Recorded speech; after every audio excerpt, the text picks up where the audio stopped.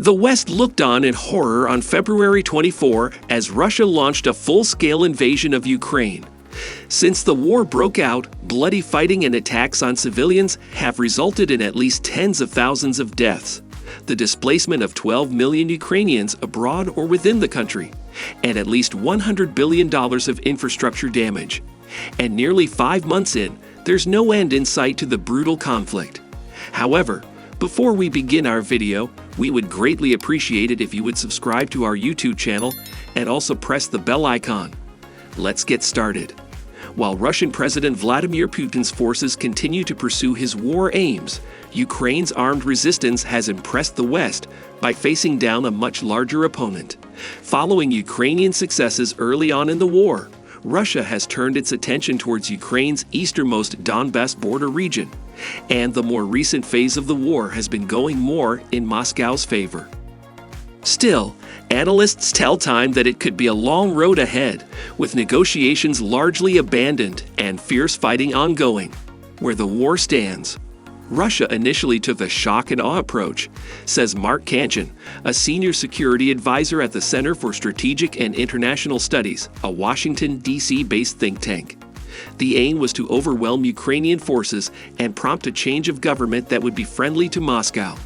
This involved widespread airstrikes in key cities to soften up targets, Kanchan says, followed by large-scale infantry attacks along 4 main axes towards the capital Kyiv in the north, the second-largest city Kharkiv in the northeast, the Donbas region in the east, and the areas above Crimea, which Russia annexed in 2014 in the south. But with Ukrainian success, including President Volodymyr Zelensky refusing to flee the capital, this approach failed. Russian troops retreated in early April from Kyiv and have now turned their attention to eastern and southern regions, particularly the Donbas, home to 2 breakaway states that have been under pro-Russian separatist control since 2014. With Russia having expended most of its long-range missiles, the conflict has become a slow grinding war of attrition on the front lines, with either side advancing or retreating inch by inch, explains Angela Stent, a non-resident senior fellow at the Washington, D.C.-based Brookings Institution. Although airstrikes away from the front lines are now limited, Kanchan says, Russia still fires missiles every couple of weeks at cities. Last month, 2 residential buildings in Kyiv were hit as the G7 summit got underway in Germany, in what the city's mayor Vitaly Klitschko called a symbolic attack. Ukraine has had several disadvantages from the start, including being unable to match the heavy weaponry of Russian forces. Although foreign governments are increasingly sending Ukraine more advanced weapons, it takes time to train Ukrainian troops who have relied on Soviet-era calibers, Kanchan says. Earlier this month, the U.S. committed to sending additional mid-range rocket launching systems known as HIMARS. Recent reports suggest HIMARS may be turning the war back in Ukraine's favor. Fighting is brutal on the front lines last month. Zelensky said that Ukraine was losing up to 200 troops a day. Russia will be losing the same number of troops, if not more, Brookings Stent says. Despite such heavy losses, analysts predict that the war could go on for years. Both sides are now gearing up for a long war recruiting, training, finding replacements, and moving from what you might call the sprint phase to a marathon phase, Kanchan says. And successful peace negotiations at this stage seem unlikely. We haven't started anything yet, Putin said in a speech to lawmakers on July 7. Today we hear that they want to defeat us on the battlefield. What can you say? Let them try, he said. Although Putin didn't rule out peace talks, he said it would get harder to negotiate the longer the war goes on. One thing we do know is that Putin is very patient, and he can't withdraw until he says that he's had a victory, Stent says. For Ukraine's part, Zelensky has made it clear that Ukraine will fight to regain control of the fallen regions. Ukrainians are not ready to give away their land, to accept that these territories belong to Russia.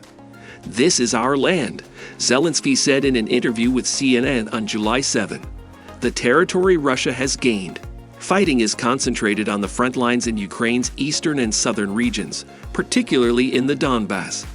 On July 3, Russian Defense Minister Sergei Shoigu told Putin that their forces had established full control of Lysychansk, the last Ukrainian-controlled city in the eastern Luhansk region. In effect, Moscow now controls the entire Luhansk region and more than half of the Donetsk region that lies just south, which together comprises 75% of the Donbas. Ukraine also conceded Severodonetsk just north of Lysychansk on June 25 after weeks of some of the war's bloodiest fighting. Russian forces are entrenched in the area of Lysychansk and the city is on fire, said Serhiy Haidai, the governor of the Luhansk region. Many of the captured cities have been razed to the ground. In the west of Donetsk, Ukrainian forces are continuing to hold back Russian attacks towards Sloviansk from the direction of Izium, according to the Institute for the Study of War. And beyond the Donbas, further north, Russian units are vying for control of positions north of Kharkiv.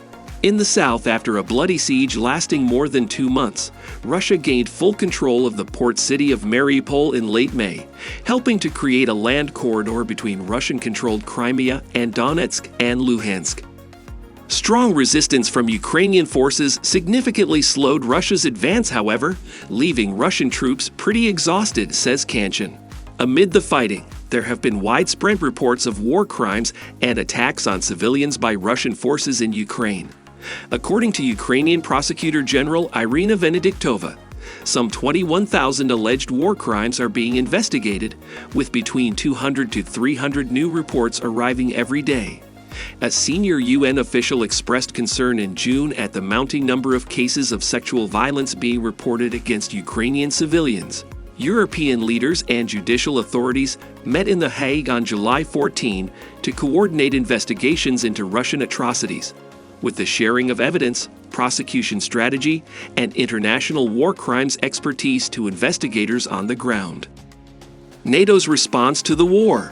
NATO members have sent billions of dollars of military aid to Ukraine, including crucial weaponry, without which the country would have been defeated in 2 or 3 weeks, says Kanchan. Stent explains that one of the unintended consequences of Russia's invasion is NATO's renewed unity. At the 2022 NATO summit in Madrid last month, leaders of the 30 NATO members agreed to increase the Allied military presence in Eastern Europe, and on the final day, Turkey withdrew its objection to Sweden and Finland's application to join the defensive alliance. With a rapidly expanding defense budget strengthening its already advanced military capabilities, Finland's addition to the alliance in particular will bolster NATO's military capabilities, but open a new 830-mile border between it and Russia. Russia's attack on Ukraine has more broadly pushed European countries to expand their military spending. On June 3, Germany approved a €100 billion investment package to modernize its chronically underfunded armed forces. NATO has faced a real test and come out stronger, Kanchan says. That's it for today. We hope you found our video interesting. If you did, please give it a big thumbs up and share it with others. Also, if you haven't already, please consider subscribing to our channel. Don't forget to turn on the notification bell so you don't miss any of our new uploads. In the end, thanks for watching and see you next time.